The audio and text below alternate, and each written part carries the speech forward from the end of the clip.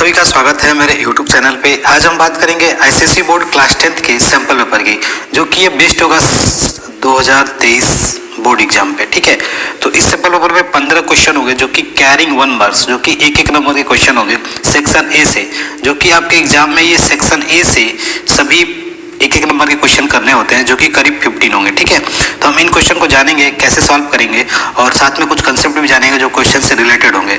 तो चलिए हम स्टार्ट करते हैं इस सैंपल पेपर के क्लास को।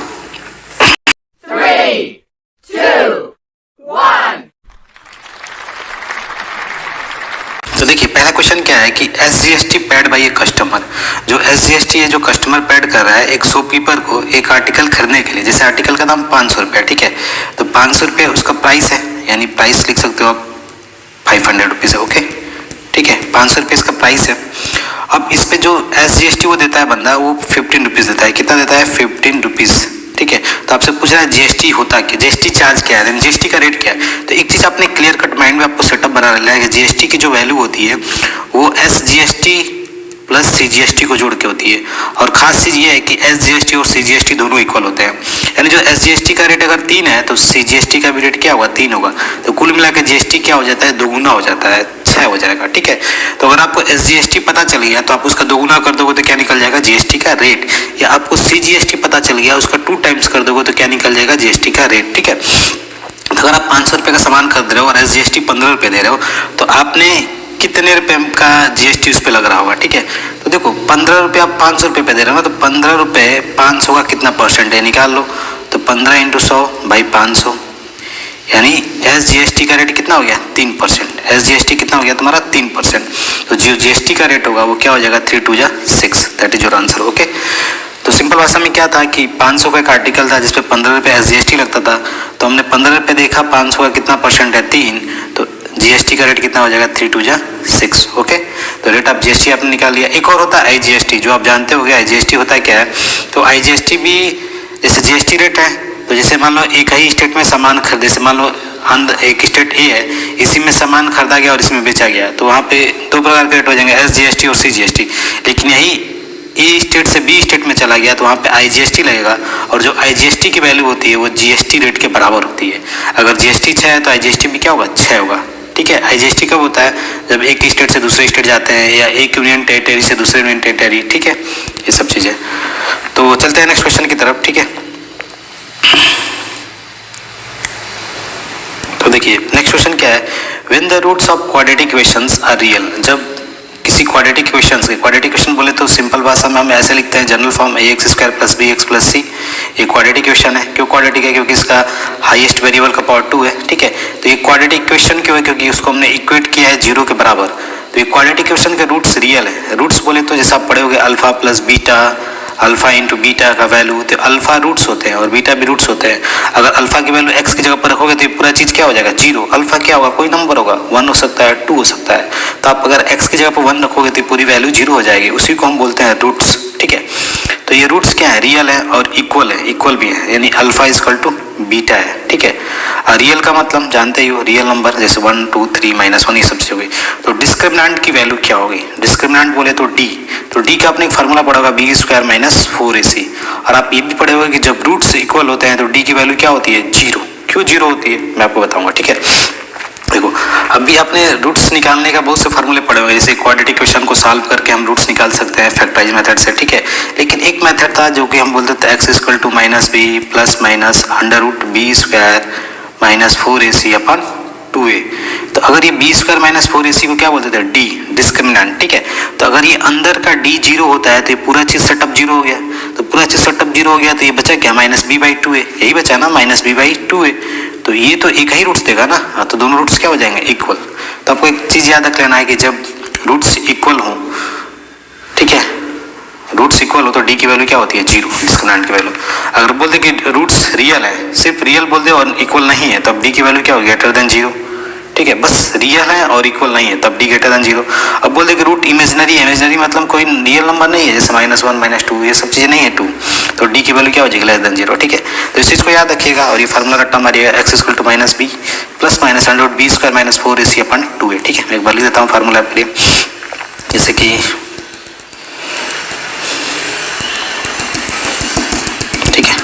माइनस बी, ठीक है, x equal to minus b plus minus under root b square minus 4ac upon 2a, ठीक है, बुक में होगा आपका, ठीक है। चलते हैं नेक्स्ट क्वेश्चन की तरफ, ठीक है। तो नेक्स्ट क्वेश्चन क्या है देखिए,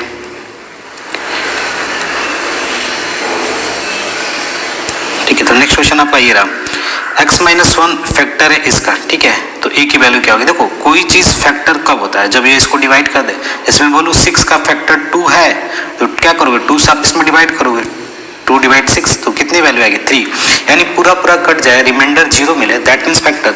यानी ये इसका फैक्टर तभी होगा जब हमें इसकी वैल्यू से यानी x माइनस 1 इक्वल टू 0 कर दूं और x की वैल्यू 1 डाल दूं उसमें फैक्टर थ्योरम की मदद से, तो ये पूरी वैल्यू क्या हो जाएगी 0 के बराबर, ठीक है, क्योंकि रिमाइंडर 0 आएगा। रिमाइंडर थ्योरम आपने पढ़ा होगा, ये फैक्टर तभी होगा इसका जब यहाँ से हमने x की वैल्यू निकाला 1 और इसमें ले जाकर पुट कर दिया 2 into 1 square minus a into 1 minus 1, ठीक है, equal to 0। 2 minus a minus 1 equal to 0, तो 2 में से गया 1, तो a की वैल्यू क्या हो जाएगी 1, दिक्कत कुछ नहीं, ठीक है। तो ये कैसे करेंगे सॉल्व, तो देखिए जब भी ये इसका फैक्टर है तो इसको डिवाइड करेगा तो रिमाइंडर क्या आएगा 0। तो रिमाइंडर थ्योरम यही बोलता है कि आप इसको एक बार 0 पुट करना, x की वैल्यू निकालना और इसमें पुट कर देना, तो जो रिमाइंडर होगा वो क्या होगा 0, यानी ये पूरी वैल्यू 0 होगी। यहाँ पर पुट करिएगा, सॉल्व करिएगा, a की वैल्यू 1, ठीक है, ओके। नेक्स्ट क्वेश्चन देखिए, नेक्स्ट क्वेश्चन क्या है आपका कि यहाँ पे ACBD क्रॉस यानी एक मैट्रिक्स है, मैट्रिक्स का ये रिप्रेजेंटेशन है, आप देख सकते हो, ठीक है, इस ब्रैकेट के अंदर, रेक्टेंगुलर ब्रैकेट के अंदर, ठीक है, ACBD, ठीक है। मल्टीप्लाई कोई और मैट्रिक्स है, हमने मल्टीप्लाई किया तो ये ऐसा मैट्रिक्स मिल गया। तो आप पढ़े होंगे कि मैट्रिक्स का मल्टीप्लिकेशन तभी पॉसिबल है जब फर्स्ट मैट्रिक्स का नंबर ऑफ कॉलम, जैसे इसका कॉलम देखो 2 रो 2 कॉलम है ना, 2 रो 2 कॉलम। सेकंड मैट्रिक्स जो रिजल्ट आया है इसमें 2 रो हैं लेकिन 1 कॉलम है, 1 रो 2 रो 1 कॉलम, ठीक है। तो मैट्रिक्स का मल्टीप्लिकेशन तभी होता है जब फर्स्ट मैट्रिक्स का नंबर ऑफ कॉलम यानी इस मैट्रिक्स का कॉलम इस मैट्रिक्स का रो मैच कर जाए तो जो बचेगा वो रिजल्ट क्रिएट करेगा। देखो यहाँ पर 2 बचा है तो 2 आगे, यानी जो ये लास्ट वाला होगा आपका ना x वाला वो 2 क्रॉस 1 का होगा। कैसे देखो, फर्स्ट मैट्रिक्स का कॉलम सेकंड मैट्रिक्स का रो मैच कर गया, रिजल्ट क्या बनेगा, जो बचा है वो रिजल्ट बनाएगा 2 इंटू 1। तो देखो 2 इंटू 1 का यहाँ पर बन रहा है, तो इसका मतलब जो मेरा आंसर होगा 2 क्रॉस 1, ठीक है।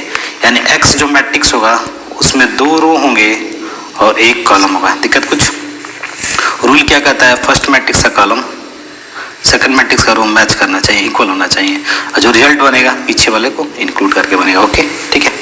चलते हैं नेक्स्ट क्वेश्चन की तरफ, ठीक है।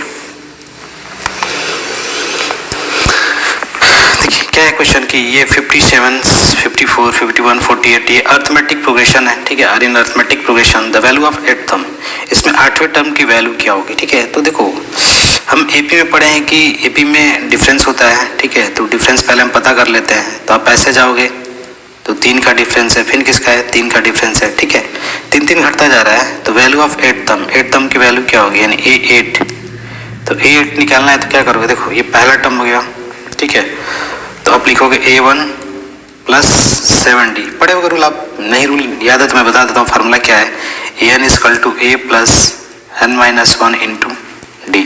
एन की जगह पे क्या होगा, जैसे 8वां पूछा है तो 8 रखोगे, 8 में से गया 7D, दिक्कत, ठीक है। तो A8 कैसे निकालोगे आप, तो आप यहाँ से निकाल लोगे A8, ठीक है। तो A1 की वैल्यू 57 प्लस 7 इंटू D क्या होगा, तो D मतलब जानते हो कॉमन डिफरेंस, ये D कभी भी निकालते हैं तो पीछे में से आगे वाले को माइनस करते हैं, 54 minus 57 that is a -3, okay, ये -3 आया, ठीक है। तो D की वैल्यू क्या रख देंगे -3, ठीक है, 57 माइनस 21, ठीक है, 57 माइनस 21 कितना हो जाएगा आपका 36, ठीक है, दैट इज योर आंसर 36, ठीक है। अब यहाँ पर देख सकते हो AP की वैल्यू घटती जा रही है तो मतलब 8वां टर्म भी क्या होगा 57 से कम ही होगा ना। तो D कैसे निकालते हैं आप याद रखिएगा, सेकंड माइनस फर्स्ट या थर्ड माइनस सेकंड, ठीक है, D का ये फॉर्मूला होता है, सेकंड माइनस फर्स्ट या थर्ड माइनस सेकंड, ठीक है, यानी पीछे से ही आगे को घटाते हैं। इतना रूल आप क्लियर अप करिएगा, ठीक है, बातें क्लियर, ठीक है। और फार्मूला आपको याद ही होगा, ठीक है, अगर नहीं भी फार्मूला याद है तो चल जाएगा, ठीक है, लेकिन आपको ये तरीका याद होना चाहिए। जैसे 8वां निकालना है तो A1 प्लस 7D, अगर A3 निकालना है आपको तो क्या कर सकते हो, A3 निकालने के लिए आप लिख सकते हो A प्लस 2d, डी बढ़ता जाता है। जैसे आप बोलो ना तो ये पहला टर्म ए है तो ये क्या होगा a plus D, A plus 2d, D बढ़ता जाता है, एक फार्मूला है, ठीक है। अब यहाँ ये वाला जैसे एन वाला, ठीक है। नेक्स्ट क्वेश्चन देखिए भाई, नेक्स्ट क्वेश्चन क्या है, तो नेक्स्ट क्वेश्चन आपका है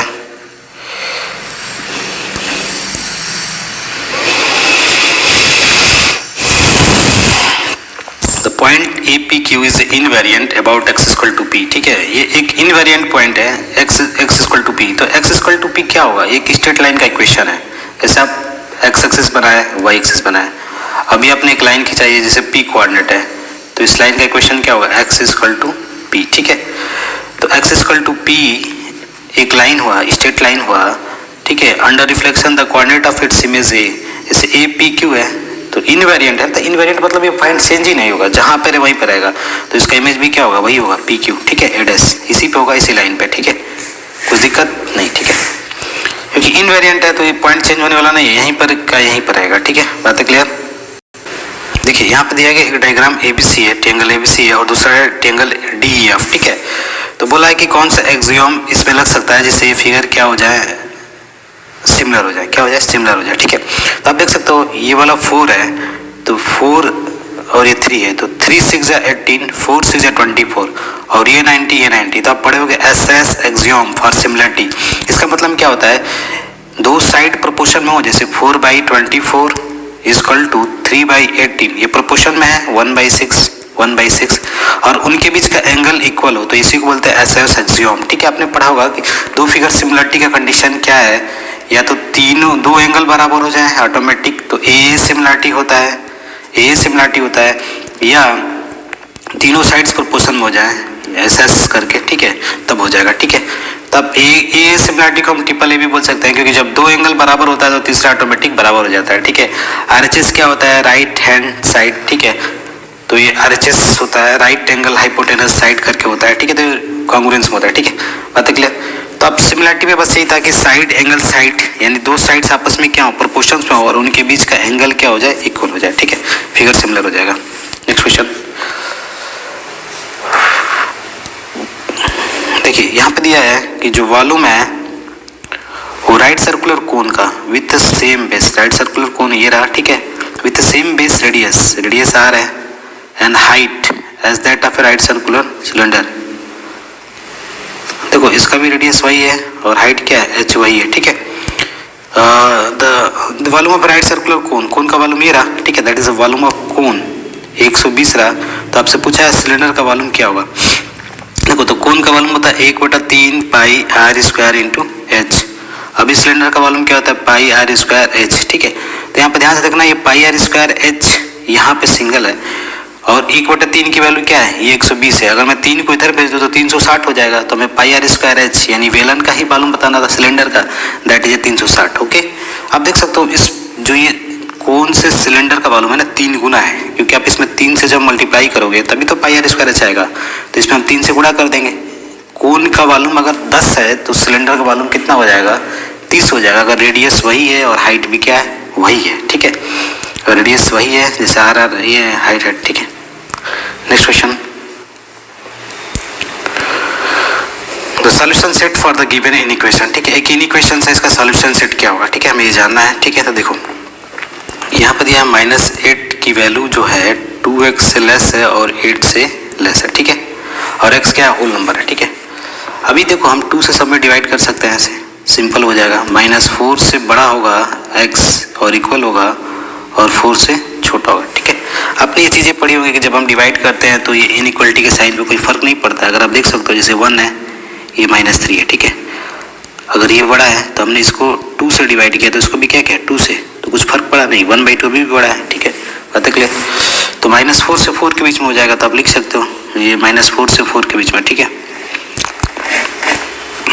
ये रहा, ठीक है। x belongs whole number, whole number में आंसर क्या होता है, ये होगा, ठीक है। ये आंसर नहीं होगा क्योंकि होल नंबर क्या है, होल नंबर कहाँ से चालू होता है, आप देख भी होगा 0 1 2 3 4, ठीक है। थोड़ा थिंकिंग वैसे यहाँ पे इस चीज़ को अगर आप अंडरस्टूड नहीं करते हो तो आप इस ऑप्शन को मार दोगे, ठीक है। लेकिन यहाँ पे ये भी चीज़ है कि ये -4 से इक्वल है, तो बहुत से बच्चों का ध्यान इस पे जाएगा, -4 इक्वल है, लेकिन 4 पे इक्वल नहीं है, ठीक है, इसलिए पहले आप काट सकते थे इसको, ठीक है, और ये आंसर हो जाएगा। होल नंबर में 0 से ही चालू होता है, ठीक है। बात क्लियर। नेक्स्ट क्वेश्चन क्या है, the probability of the sun rising from the east is PS। अगर सन ईस्ट से राइज हो रहा है तो प्रोबेबिलिटी PS है, प्रोबेबिलिटी ऑफ सन राइजिंग, ठीक है। तो वैल्यू ऑफ PS क्या होगा, तो देखो ये सर्टेन चीजें हैं, जो सर्टेन चीजें होती है यानी एकदम फिक्स है कि ये चीज होनी है, तो प्रोबेबिलिटी क्या होगा 1, ठीक है। अब बहुत सी चीजें बोलते हो जैसे कि सर्टेन है कि पानी अगर छत पे से, जैसे नहीं बोलते हैं कि रेन ड्रॉप नीचे ही आएगा ग्रेविटी के कारण, ठीक है। तो इसकी प्रोबेबिलिटी क्या है कि 1 है, ठीक है। ये सब चीजें हैं जो कि सर्टेन होती हैं, फिक्स होती हैं कि होना ही है, ठीक है। तो इससे जाऊंगी, ठीक है, इनकी प्रोबेबिलिटी 1 होगी, ठीक है। तो प्रोबेबिलिटी की वैल्यू किसके किसके बीच में होती है, 0 से लेकर 1 के बीच में, ठीक है। 0 भी होता है और 1 भी होता है, ये याद रखिएगा। 0 कब होगा, जैसे अनसर्टेन चीज है कि सन वेस्ट में उगेगा, तो प्रोबेबिलिटी क्या है 0, कभी ऐसा ही नहीं कि वेस्ट में उगेगा, ठीक है, ईस्ट में उगता है, ठीक है। अनसर्टेन है और प्रोबेबिलिटी की वैल्यू 0 से 1 के बीच में, ठीक है, होती है।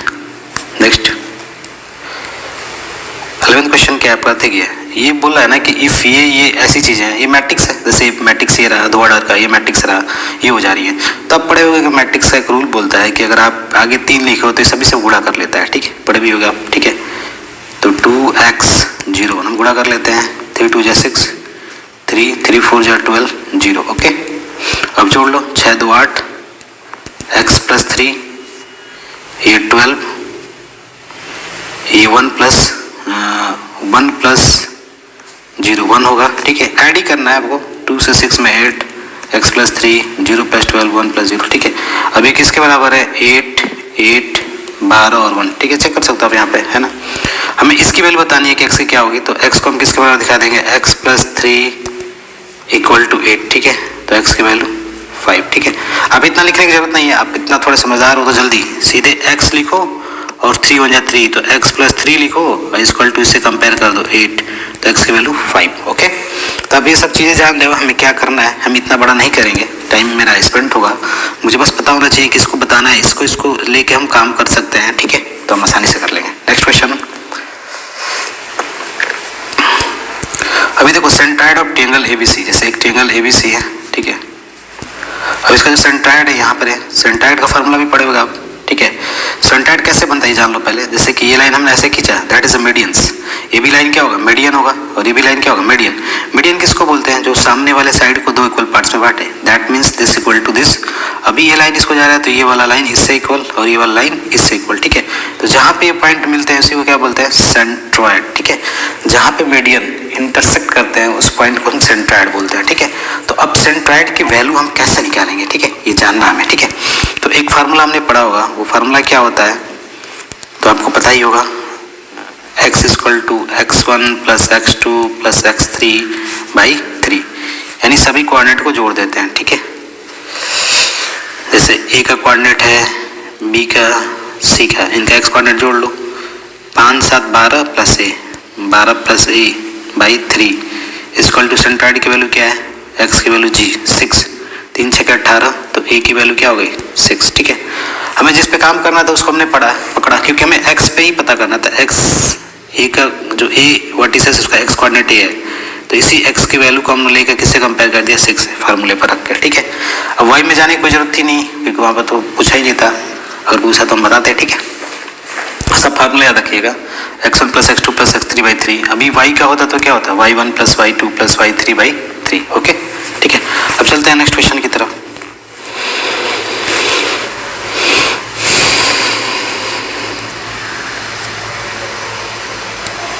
देखिए इस पहले क्वेश्चन में क्या है आपका, एक डायग्राम दिया है जिसमें बोला है कि AC क्या है, डायमीटर है, ठीक है। अभी एक AC डायमीटर है, तो सर्कल में हम जब डायमीटर की बात करते हैं या कल्पना करते हैं तो ये सेंटर से होकर जाने वाला लाइन होता है, that is a line segment. अगर हम बात करेंगे यहाँ पे तो कितना एंगल बनाएगा, that is a 90, okay, it will be 90। तो ये कहीं भी जो डायमीटर होता है वो 90 बनाता है, ये कंसेप्ट क्लियर होना चाहिए।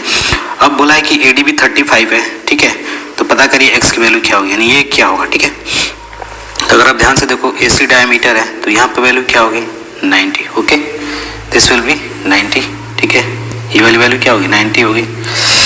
जब ये वाली वैल्यू 90 होगी आपकी, ठीक है, तो हमें x पता करना है, ठीक है। तो अब देखो एक और कंसेप्ट आप पढ़े होंगे सर्कल में कि इट इज ए कॉर्ड, या इसको हम आर्क बोलते हैं।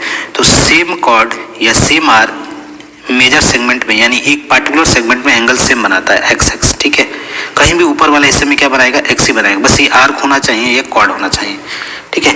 जैसे आप बोल दिए कॉर्ड है तो यहाँ पे एंगल हमेशा x बना रहा है तो हर जगह x, 30 तो 30 हर जगह।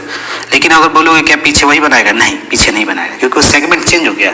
ये अलग सेगमेंट था, ये अलग सेगमेंट है, ठीक है। तो सेम सेगमेंट में एंगल सेम बनते हैं।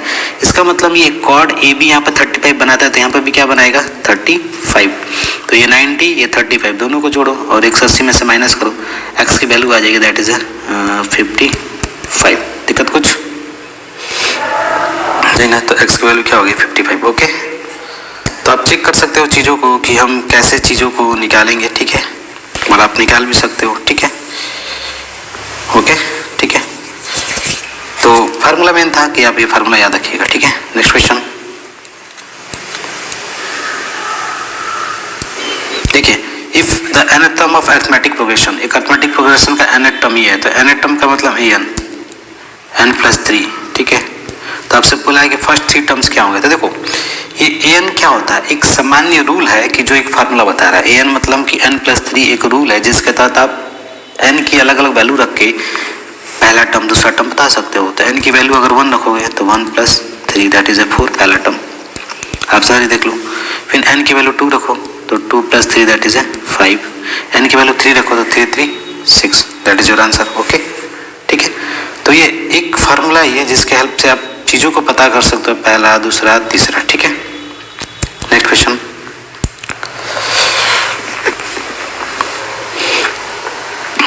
तो यहाँ पर दिया the median of a group frequency distribution is found graphically by time, ठीक है। अभी ग्रुप फ्रीक्वेंसी डिस्ट्रीब्यूशन का मतलब जैसे बोलते हैं लोग कि अगर आपकी चीज़ जैसे मान लो 6 से 10 के बीच में 5 लोग हैं, ठीक है। 10 से 11 के बीच में, सॉरी 10 से 14 के बीच में, क्योंकि इनका रेंज सेम होना चाहिए गैप, ठीक है, 4 का इतने लोग हैं। तो ऐसे ही करके कुछ लिखा हुआ डाटा है, जिसी को बोलते हैं ग्रुप्ड फ्रीक्वेंसी डिस्ट्रीब्यूशन। तो इसका मीडियन मतलब जो बीचों बीच में आता है वो कैसे पता करेंगे ग्राफिकली। तो ग्राफिकली आपने पढ़ा होगा एक ओ गिव कर्व, ठीक है, ओ गिव कर्व, ठीक है। ओ गिव में क्या होता है कि वो कुमुलेटिव फ्रीक्वेंसी वाले टर्म पे होता है काम, ठीक है। ओ गिव वाले कर्व में कुमुलेटिव फ्रीक्वेंसी क्या होता है, जैसे देखो ये 6 से 10 के बीच में 5 लोग हैं, तो अगर मैं अगली बार बोलूँ कि 6 से 14 के बीच में कितने लोग हो जाएंगे, अब शुरू से अंत तक, तो 9 5 14 लोग, यही कुमुलेटिव फ्रीक्वेंसी ग्राफ है। ये कुमुलेटिव फ्रीक्वेंसी कहलाता है, यानी 6 से 10 के बीच में 5 लोग और 6 से 14 के बीच में 14 लोग, क्योंकि 9 लोग जोड़ लो, 10 से 14 के बीच में 9 लोग थे तो 9 5 14, तो इधर वाला जो हिस्सा होगा कुमुलेटिव बनता जाएगा। तो ओ गिव कर्व में क्या होता है कि हम एक बार लेते हैं 10 से नीचे, तो 10 से नीचे का मान लो सब कुछ ग्राफ ऐसे बना, ठीक है। फिर 14 के नीचे वाला ग्राफ यही बना। अब एक बार लेते हैं मोर देन 6 से बड़ा, तो ग्राफ ऐसे बन गया। तो जहाँ पे ये ग्राफ कट करता है वहीं पे आपका मीडियन होता है, आप पढ़े भी होंगे। तो ये जो पूरा इसका आंसर आएगा मीडियन का, वो कम्युलेटिव फ्रीक्वेंसी कर्व से आएगा, ठीक है, कम्युलेटिव फ्रीक्वेंसी कर्व से, ठीक है। आते क्लियर। अब ग्रुप फ्रीक्वेंसी मतलब में ये होता है 6 से 10 के बीच में 5 लोग, 10 से 14 के बीच में 9 लोग। अब कुमुलेटिव बनाना हो तो 6 से 10 के बीच में 5 लोग थे, तो अगर मैं बोलूँ 6 से 14 के बीच में कितने लोग हो जाएंगे, तो 9 5 14, क्यों, क्योंकि 5 लोग तो ऑलरेडी थे पहले, फिर 10 से 14 के बीच में 9 लोग, तो 6 से 14 के बीच में 14 लोग, ठीक है। कुमुलेटिव फ्रीक्वेंसी, तो यहाँ पे कहीं कुमुलेटिव फ्रीक्वेंसी लिखते हैं, ठीक है। और यहाँ पे जो रेंज होता है जैसे कि बताते हैं कि इससे लेस है, इससे लेस है, इससे बड़ा है, ठीक है। ओ गिव कर्व में क्या होता है, एक बार लेसर लेते हैं, एक बार मोर देन लेते हैं। जैसे 6 से बड़ा तो मोर देन का बना दिया, 6 से बड़ा, ठीक है। फिर 10 से बड़ा, फिर इससे 10 से छोटा है, तो ऐसे थिंकिंग करके बना लेते हैं, ठीक है। ओ गिव कर्व में जहाँ पे कट करता है वहीं पर आपका कुमुलेटिव फ्रीक्वेंसी आता है, ठीक है। तो आज के लिए बस इतना ही, मिलते हैं अगली क्लास में नए कंसेप्ट के साथ। तब तक के लिए धन्यवाद। अगर आपको मेरा काम पसंद आता है तो एक बार सब्सक्राइब, लाइक और शेयर जरूर कर दे। धन्यवाद।